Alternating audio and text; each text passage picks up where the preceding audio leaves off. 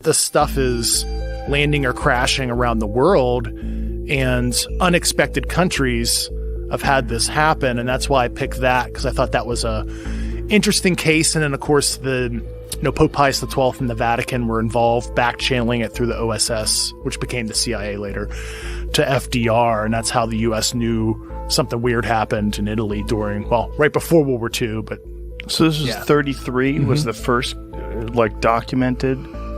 That is the earliest one I can talk about. Yeah. There's something that predates that? You could infer that. You could infer that. Yeah. So this 33 one you said was in Italy? Yeah, Magenta. So it's I'm bad at geography. I think that's like Lombardy region. It's like northwest Italy. And what's the story behind it?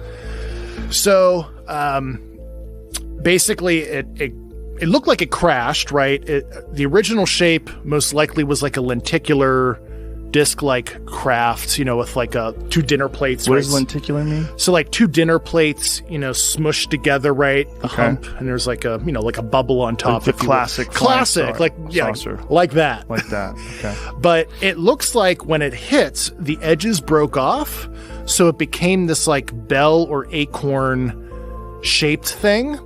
And there was nothing in it. It was like just an artifact. There was no biological remnants, if you will.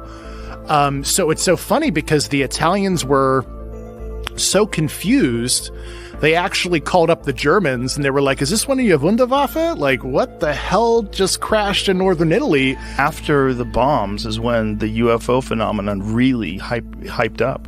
Really increased radically. The Kenneth Arnold sighting, the famous where the term flying saucer was coined, that was in the 1950s. I want to say that's like 52. And then it feels like, I don't know, 10 years ago, talking about being visited by aliens was like absolutely tinfoil. Yeah. And now politicians are asking questions and we kind of want to know more. And yet it feels like it's kind of a new story that wouldn't be surprising now. Right. Well, I think that's the goal. Like, the goal is to normalize it. And if you were a government, we had Hal Puthoff on, who's a physicist who, during the Bush administration, was contracted along with several other scientists to devise a list. This was the mandate. They came to them and said, here's the issue. We have crashed UFOs and we have recovered biological entities that are not of this world. What would be the pros? And they didn't tell them if this was true or not. They said, what would be the pros of disclosure? What would be the cons? And I want you to attach a numerical value to each one. So disruption of government, religion, politics, all these different things. Like, what would happen to the nuclear family? Like, what happens if we know we're not alone? What happens if we are visited on a consistent basis? What happens? And when they did it at the end, all of the scientists had achieved similar conclusions that the cons outweighed the pros in terms of numbers. And so because of that, they decided not to disclose. What do you think the UFO phenomenon is? Yeah, so I think, first of all, that there are a lot of different varieties of it. But when we look at, like we were looking at the Francis of Assisi and the kind of historical things and the abductions and things like that, I think that it's been around for a long time, and that these are things that are in communication with us. So what I do in my book, both the books that I wrote about this, is I talk to people who I think represent thousands of people. So each person in the book represents thousands, if not more, maybe many thousands of people who have had experiences and the ways in which they interpret them. So all of the people seem to have had experiences where now what they want to do is they actually want to work for justice in different ways. Like Jose, the veteran in my book, he's working with young people and helping them deal with being addicted to social media and things like that, and helping them get through life, which is really hard right now. And that's what he's doing. And then you look at Dr. Whiteley, right? So she's working in a space where she's trying to, help people deal with the fact that they're seeing things that, that could down planes and things like that. And she's helping people talk about that. She's helping people. each person in, is somehow doing what I'm suggesting that I think is an out, this kind of structural injustice that we see. So I think that this is a transformational thing without the drugs, is what's going on. Like some kind of massive experience that people are having, and now it's getting out and people are being able to talk to each other through Reddit communities and, different types of social media. So it is, we did see, religions when they become viral at one point. We've never seen it in an age where we have digital technology, but this is what we're seeing now. What do you think the physical objects are? Well, okay, so this is something that's very interesting. We just looked at the Shroud of Turin. I believe that there are these, I would call them, and this is just my own non-scientific term, interdimensional objects. They're objects that have characteristics of our dimension and some other dimension. So, some other dimension has the capability, or something from some other dimension has the capability of transporting a physical object into our realm. Or even imprinting onto a physical object. Yeah. How so? Well, I don't know. I mean, I think What that's do you mean by, what does that mean, imprinting onto So a with the physical Shroud object? of Turin, Okay. we see the imprint of, the image and... If it's real. Yeah, if it's real. But it's an anomalous object. So we do have, from Gary Nolan, engineered objects that we don't know how they're engineered, but they definitely look like they're, it's off planet. I would call the kinds of things that we see in the historical record interdimensional types of things.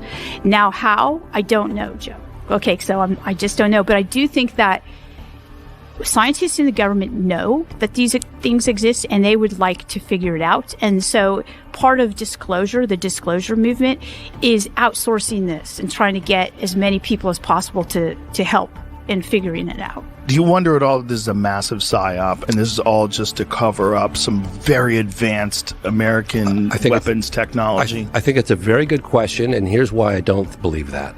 Because I have done 30 years of field research, right? So I've gone to China, I've been to Russia, I've been to Australia and Africa, South America, Canada, Alaska, all across Europe, the United States, and I've investigated close encounters of the third kind. And I would ask your audience, don't take it from me, but the United States Air Force investigated and categorized close encounters of the first, second, and third kind, right? During their official capacity, Project Sign, Project Grudge, Project Great Blue Book. fucking movie, by the way. If you haven't seen it, folks, Close Encounters of the Third Kind, probably the best alien invasion movie of all time. Dr. Hynek has a cameo appearance in that film. Did you know that? I had heard that. Yeah, I so- don't remember who he was, though, but wasn't the Hynek- French guy? Didn't he? Yeah, Jacques Vallée. He's supposed to be Jacques Vallée. Jacques Vallée has a cameo. Well, there's a guy acting his part, but actually, Dr. J.L.N. Hynek, who's the scientific advisor to Project Blue Book all those years for the Air Force, actually has a cameo appearance, smoking a cigar during the encounter. And that's incredible. Oh, that's him. right. That's Dr. Dr. Hynek. That's right. Yep. Smoking a pipe. Smoking a pipe, and a lot of the cases, right down to Richard Dreyfuss's face being burned by the UFO, those came directly out of Project Blue Book files. Even the description of what the entities looked like. Close encounters, again, close encounters of the third kind. This is the United States Air Force documenting this stuff. Yeah. And he took it directly out of Project Blue Book files and made a movie out of it. And as a little wink, wink, nudge, nudge, he has Dr. Hynek have a cameo appearance in the movie. You know what? Most people don't know that. It's a fantastic movie, too. It's a great movie. Because it's a movie that's filled with, it's not like standard UFOs land. Like, there's some play going on. There's some weirdness to the way they interact with us that sort of is much more realistic. In terms of like the things that people experience, they experience interactions, very strange interactions. And when they had those little orb-like things that were flying around in the movie, that's all straight out of like, yeah. Oh, 100%. I remember I had a buddy of mine who was a pilot over Europe in the 70s, and he used to come for family dinners, and he was always talking about it, and I was like, yeah, whatever. And then later we're all in the Foo life. Fighters. When I started getting interested in UFOs, I was like, Michael, tell me about that UFO encounter you had, that red orb. He goes, it was just like it was in the Close Encounters of the Third Kind, Steven Spielberg's movie. And I was like, they took those files directly out of Project Blue Book files and right onto the big screen. That's what the Foo Fighters were, right? Yeah, Foo Fighters too. They had little orbs. Yeah, little orbs. Fighter pilots are flying around. They're seeing these things with them. Well, let me ask you, and this is why that I don't think it's a PSYOP thing. Because, I don't think it's a PSYOP either. Well, the reason why I don't is because, okay, I don't just believe Grush because he testified under oath and he's a high-level intelligence officer. Well, that's very impressive.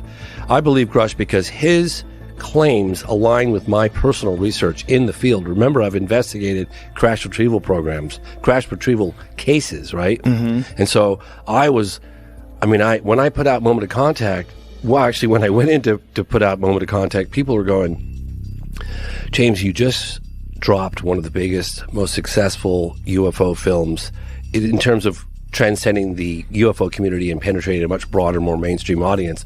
Are you sure? And this is all publicly available information because some Italian researchers found all these original documents that some people were sitting on for years in Italy.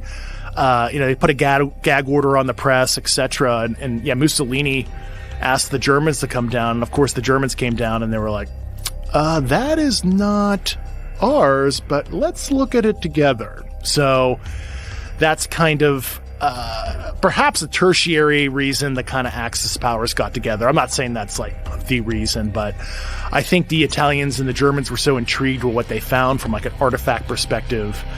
There was at least some scientific and military collaboration during the war, the details of which I'm not sure of, but I know people that know that specific event that are currently still intel officers within this program in detail. But so was there witnesses to the crash or some sort of an understanding that something had crash landed and then they discovered it? Yeah, I forget the precise discovery.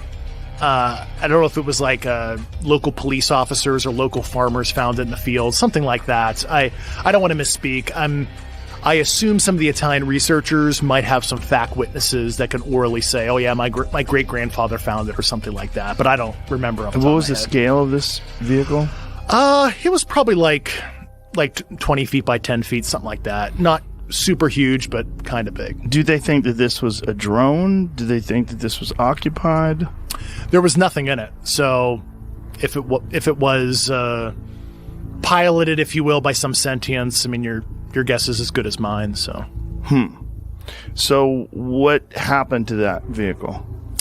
So we knew where it was being stored at a particular location after the crash, and then the military came in and we grabbed it towards the end of the war, 1944, 1945, because, like I said, Pope Pius XII already kind of let FDR know. Why did the Pope get involved? Because it's in Italy? Well, interestingly enough, there's like a whole history of human intelligence prior to World War II and old money, the Vatican, the Italian mob, kind of the old country boys did a lot of informal intelligence collection for the U.S. What do you think when they use the term donations?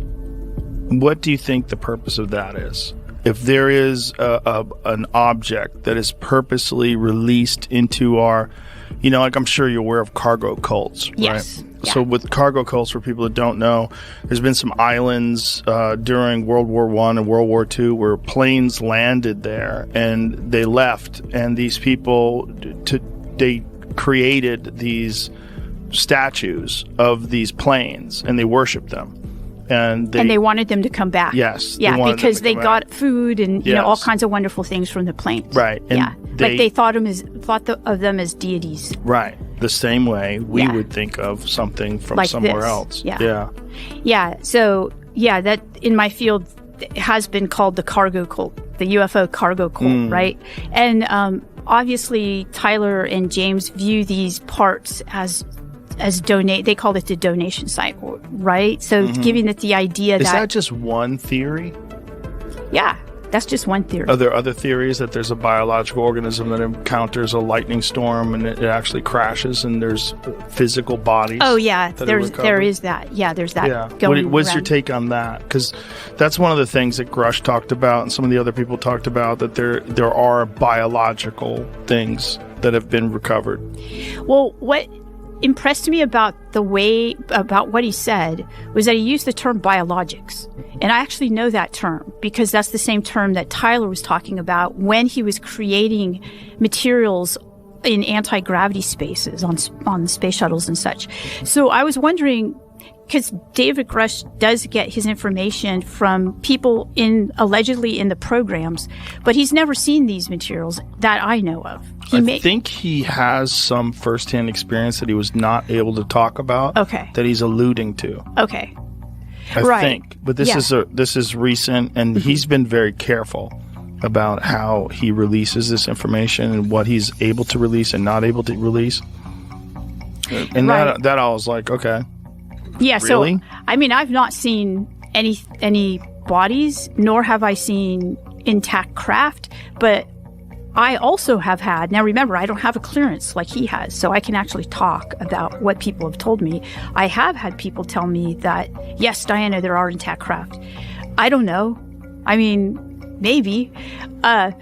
So, I don't know, Joe. Have you studied Bob Lazar?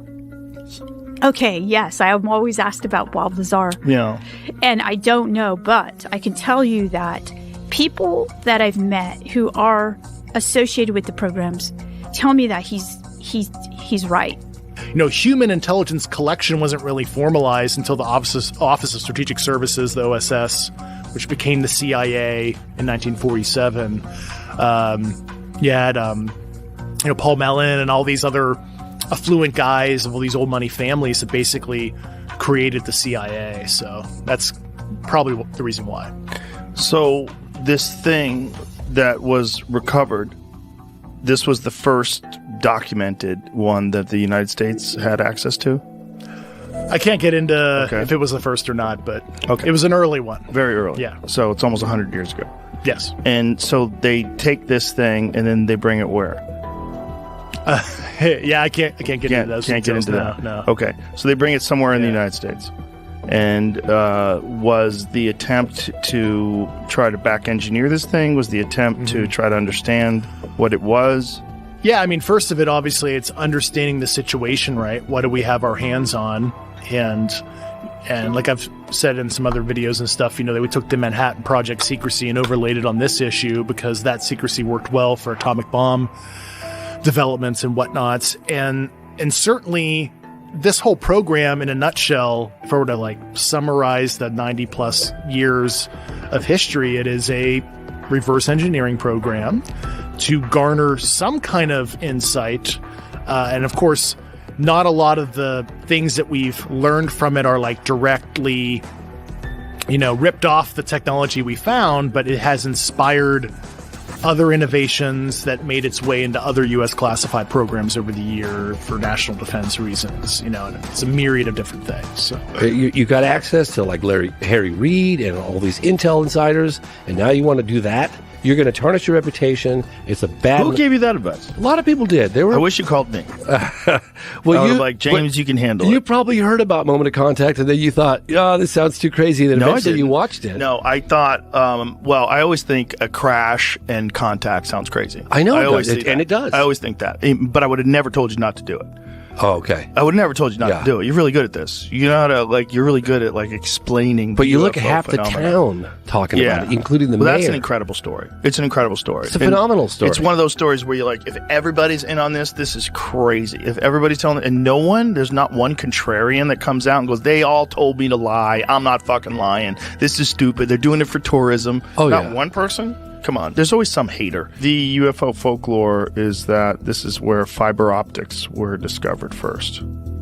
Yeah, I'm not going to break the seal on anything we've discovered or anything like that. And it's a place I can't go to. How limited are you in what you can discuss and what you can't discuss, and why? Yeah. Why do they let you discuss any of this? Yeah, so anything sensitive that I want to say as it relates to U.S. government activity, whether it be intelligence stuff, military stuff, etc., I have to submit it through what they call DOPSR, DoD Office of Pre-Publication and Security Review.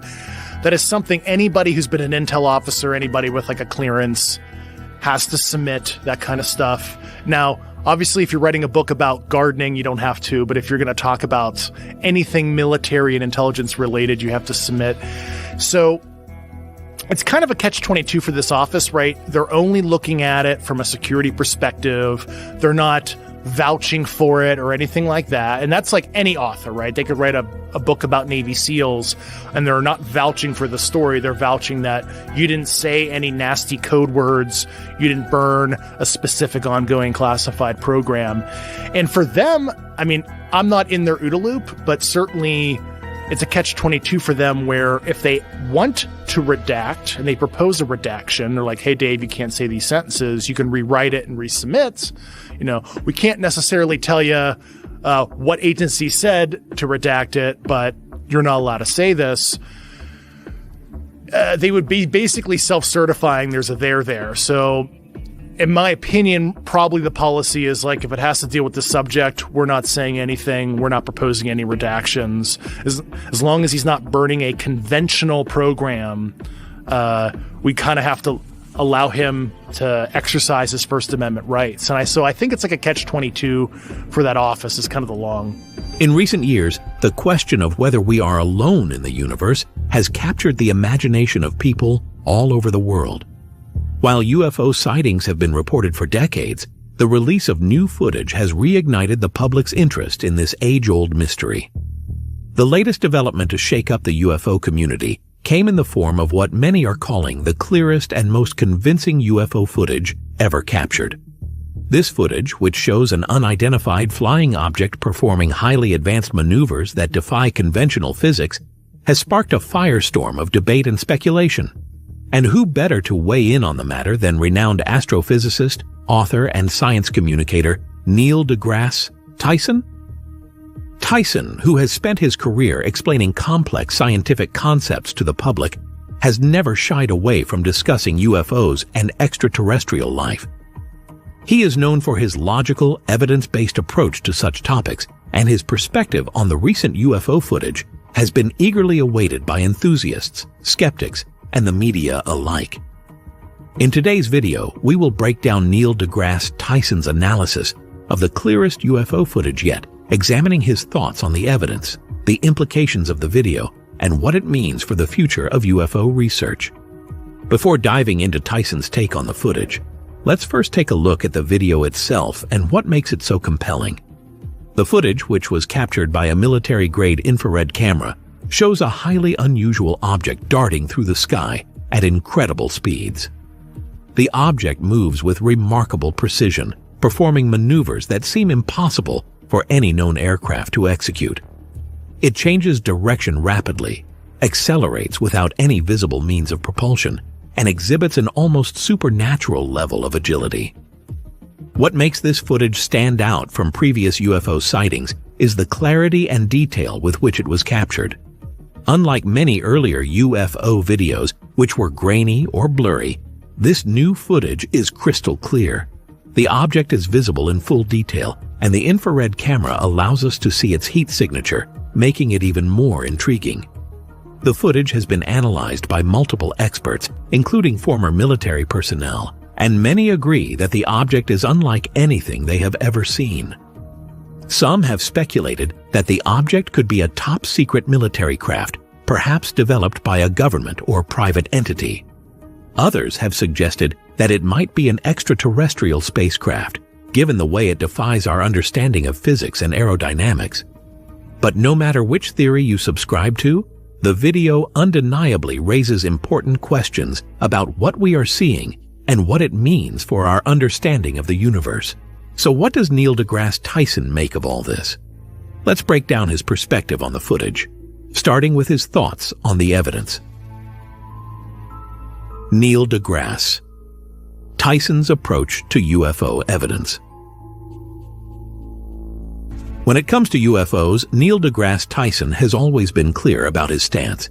He is not one to jump to conclusions without solid evidence.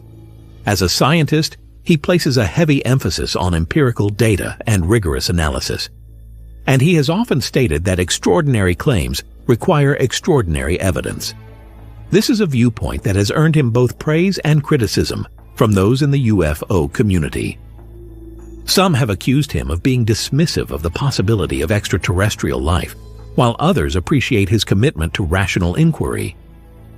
In his response to the latest UFO footage, Tyson has been careful to acknowledge the unusual nature of the video while also reminding the public that we must be cautious when interpreting such evidence. He points out that just because something appears to be unexplainable doesn't necessarily mean it is of extraterrestrial origin. Tyson has made it clear that while the footage is fascinating, it is not enough on its own to definitively prove the existence of UFOs or extraterrestrial life. One of the key points Tyson raises in his analysis is the need for more context. While the video itself may be compelling, it is just a snapshot in time, and there are many unanswered questions about the object's behavior and origin. Tyson emphasizes the importance of gathering additional data before jumping to conclusions. For example, it would be useful to know more about the location of the sighting, the conditions under which the footage was captured, and any other relevant factors that could provide more insight into what was actually seen. Tyson is also quick to point out that there are many natural phenomena that could explain the object's behavior. He suggests that it could be a weather balloon, a drone, or even a man-made object moving in unusual ways due to wind currents or other atmospheric conditions. He stresses that while the footage is intriguing, it is not yet conclusive evidence of extraterrestrial activity. In his view, the scientific community must be patient and careful when evaluating such claims, as jumping to conclusions without sufficient evidence can undermine the credibility of the field. At the same time, Tyson acknowledges that the footage is indeed curious and warrants further investigation. He is careful to avoid dismissing the possibility of extraterrestrial life altogether, but he insists that we must adhere to the scientific method and look for additional evidence before making any bold claims. The importance of skepticism in UFO research. One of the most important aspects of Neil deGrasse Tyson's approach to UFOs is his emphasis on skepticism. In his discussions about the phenomenon, Tyson often stresses the need for critical thinking and rigorous scrutiny of the evidence. He argues that in order to advance our understanding of UFOs and extraterrestrial life, we must be willing to challenge our assumptions and remain open to all possibilities. But we must also be cautious about jumping to conclusions based on incomplete or misleading information. Tyson believes that skepticism is not about rejecting UFO sightings or dismissing the possibility of extraterrestrial life, but rather about ensuring that we are asking the right questions and evaluating the evidence in a thoughtful and objective way. He acknowledges that there are many unknowns in the universe, but he also warns against allowing sensationalism or wishful thinking to cloud our judgment. In his public statements, Tyson has repeatedly called for a more rigorous, evidence-based approach to UFO research. He believes that scientists should be at the forefront of investigating UFO sightings, as they are trained to analyze data and look for patterns in a way that most other people are not. He also emphasizes the need for transparency and collaboration between governments, scientists, and the public in order to ensure that UFO sightings are investigated thoroughly and responsibly. Tyson's approach has resonated with many people who are frustrated with the lack of serious scientific inquiry into UFOs. For years, the topic has been shrouded in secrecy and stigma, with many scientists and institutions reluctant to engage with the subject. However, in recent years, there has been a shift in attitudes, with more researchers and even government officials beginning to take UFO sightings seriously. Tyson has played a key role in encouraging this shift, advocating for a more open and rational discussion of the subject. Extraterrestrial life. What would it mean for humanity? While Tyson is careful not to jump to conclusions about the nature of the UFO footage, he does acknowledge the profound implications that the discovery of extraterrestrial life would have for humanity. He has spoken extensively about the potential impact of discovering that we are not alone in the universe, and his thoughts on the matter are both thought-provoking and inspiring. Tyson believes that the discovery of extraterrestrial life would fundamentally change the way we see ourselves and our place in the cosmos. It would force us to reconsider our assumptions about life, intelligence, and the nature of the universe. In his view, the discovery of intelligent alien life would be one of the most important events in human history, potentially leading to a new era of scientific and philosophical exploration. At the same time, Tyson cautions that we should not expect an alien civilization to be anything like the ones depicted in popular science fiction. He stresses that the conditions required for life to emerge elsewhere in the universe are likely to be vastly different from those on Earth, and that the aliens we might encounter could be radically different from anything we can imagine. He also points out that the discovery of extraterrestrial life may not necessarily lead to a peaceful or harmonious interaction.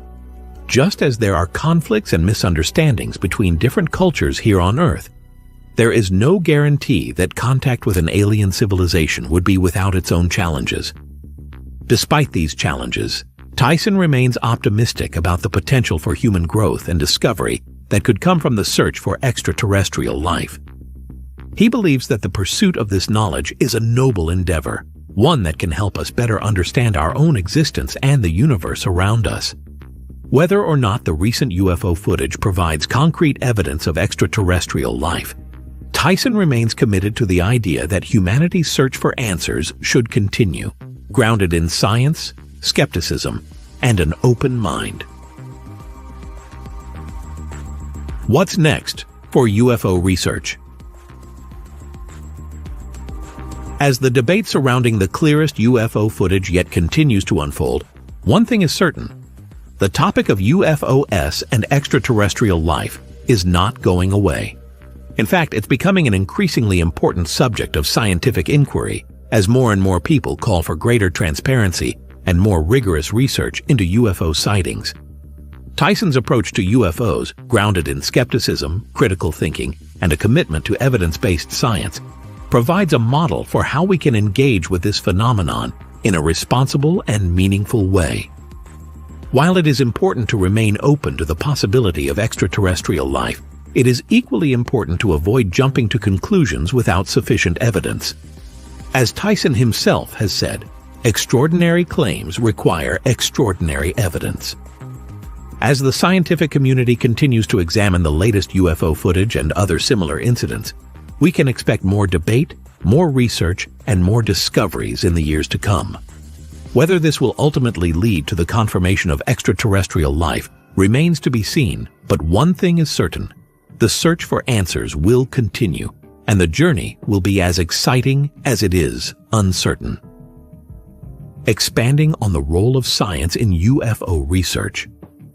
One of the reasons Neil deGrasse Tyson's commentary on UFOs carries so much weight is because of his distinguished background in astrophysics. His perspective is grounded in scientific rigor and empirical data. He has long emphasized that before jumping to conclusions, especially with something as extraordinary as a UFO sighting, there must be careful scrutiny of the evidence and a rigorous scientific approach. This perspective is critical in helping separate sensationalism from solid evidence. Tyson's approach is grounded in the scientific method.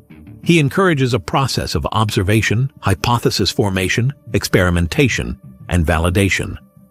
If UFOs are extraterrestrial in origin, they represent one of the most monumental discoveries in human history.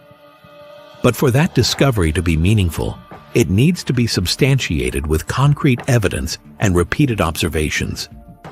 This is a crucial point that Tyson makes repeatedly. Scientific discoveries require the same level of scrutiny, whether they are exploring the nature of black holes, the existence of dark matter, or, as we are discussing now, the possibility of extraterrestrial visitors. For instance, even if the object in the UFO footage exhibits behavior that defies conventional understanding, it still requires scientific investigation. What materials was the object made of? How did it interact with the surrounding environment? Could its flight behavior be replicated by known technologies? These are the types of questions that scientists like Tyson would ask to deconstruct such an observation. If the footage is truly as extraordinary as it seems, its analysis must follow a similar line of inquiry, employing everything from physics to engineering to atmospheric sciences. Only by following this detailed process can we hope to uncover the truth. While Tyson has openly acknowledged the possibility of intelligent life existing elsewhere in the universe, he cautions that evidence for such claims should be publicly and thoroughly vetted. Unlike the sensational headlines we often see in tabloids or clickbait articles, a scientific approach demands a thorough examination, peer review, and a well-documented methodology that allows others to come to the same conclusions. This is a central reason Tyson resists calling something proof of extraterrestrial life based purely on visual evidence like UFO videos. Instead, he advocates for the scientific community to approach UFOs with the same level of scrutiny as they would any other extraordinary claim. The skepticism debate. Should we dismiss UFOs? Neil deGrasse. Tyson's comments on skepticism have been some of the most insightful and thought-provoking in the ongoing debate about UFOs. Over the years, Tyson has been consistent in his stance on UFOs, stressing that skepticism is not synonymous with dismissal, but rather an essential component of a thoughtful scientific inquiry. He recognizes that the public is drawn to the mystery of UFOs because it touches on a fundamental question: are we alone in the universe? This is a question that has captivated humankind for centuries, and UFO sightings often serve as tantalizing glimpses of the unknown.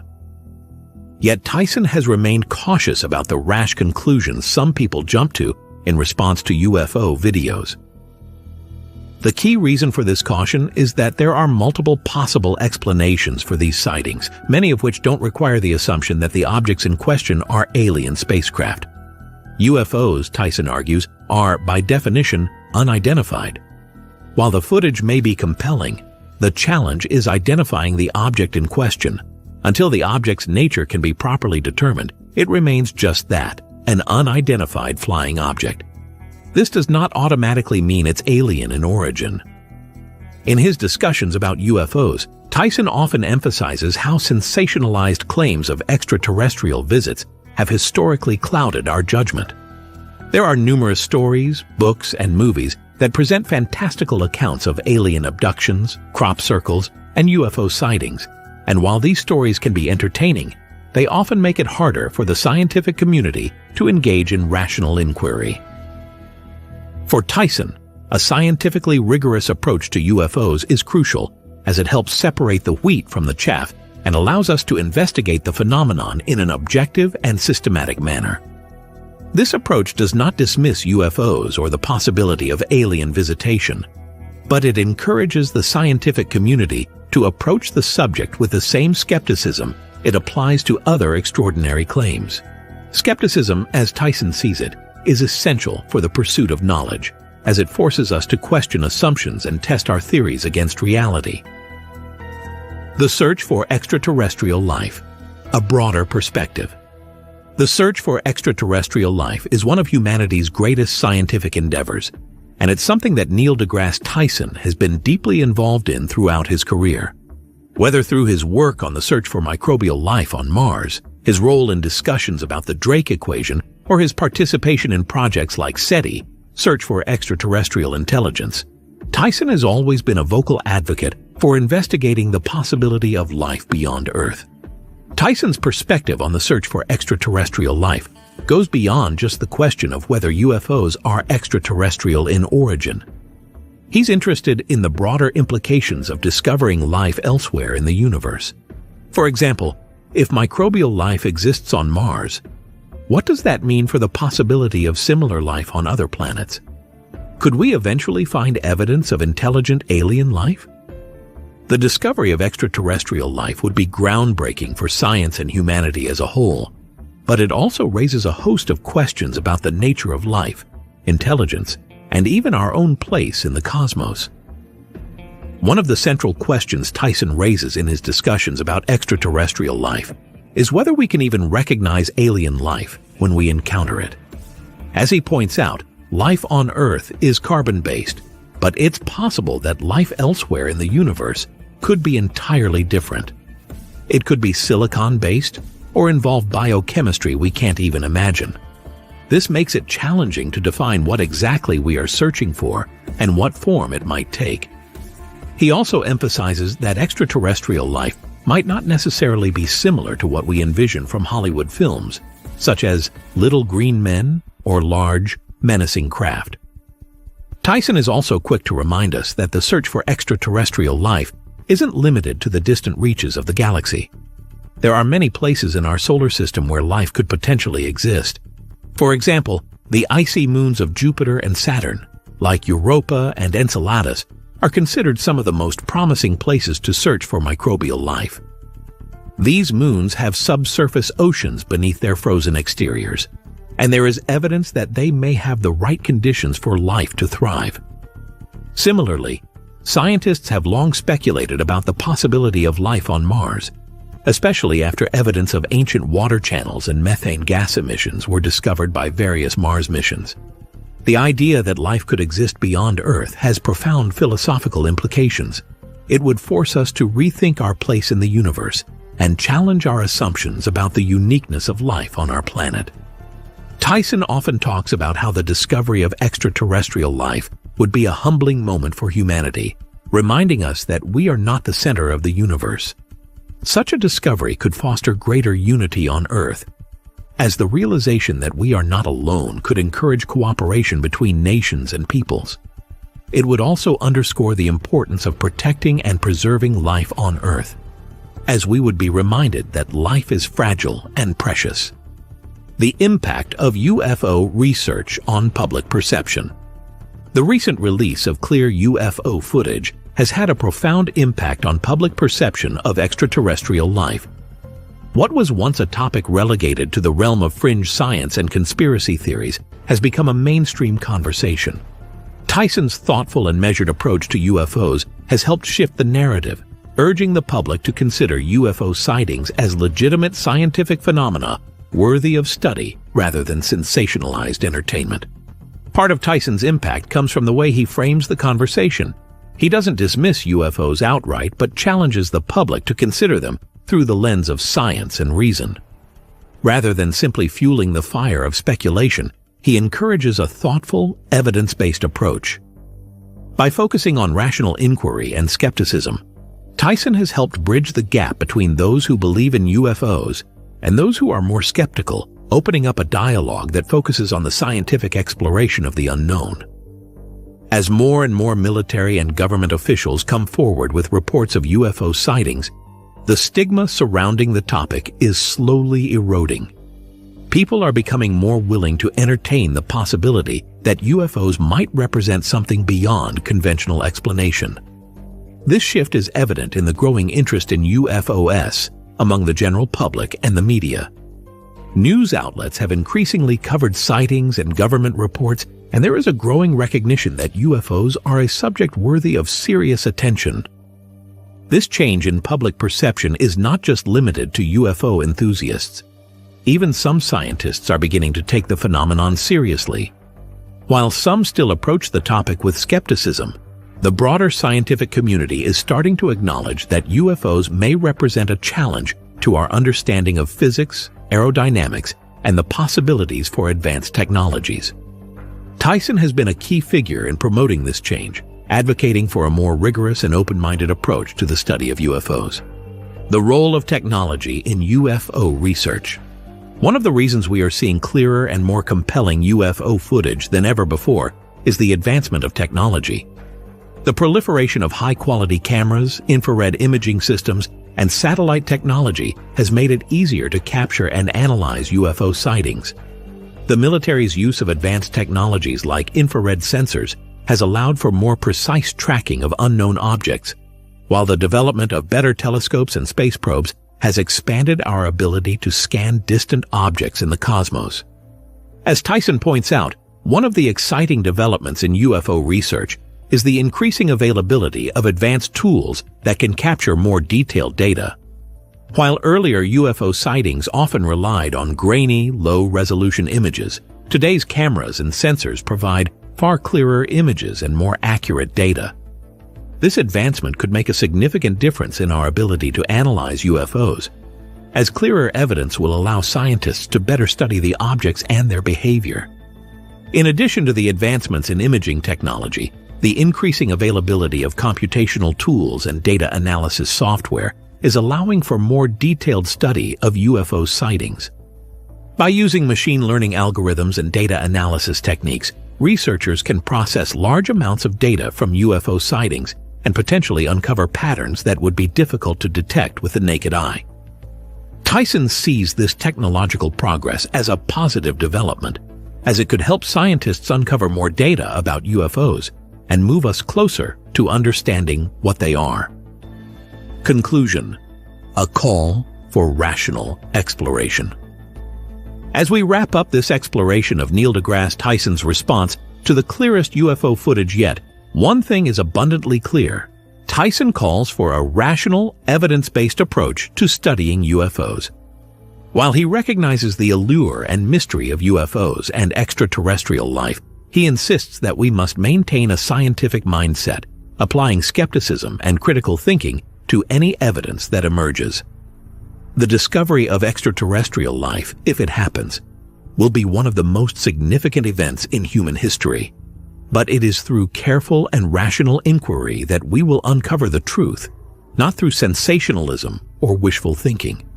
As Tyson says, the universe is under no obligation to make sense to you.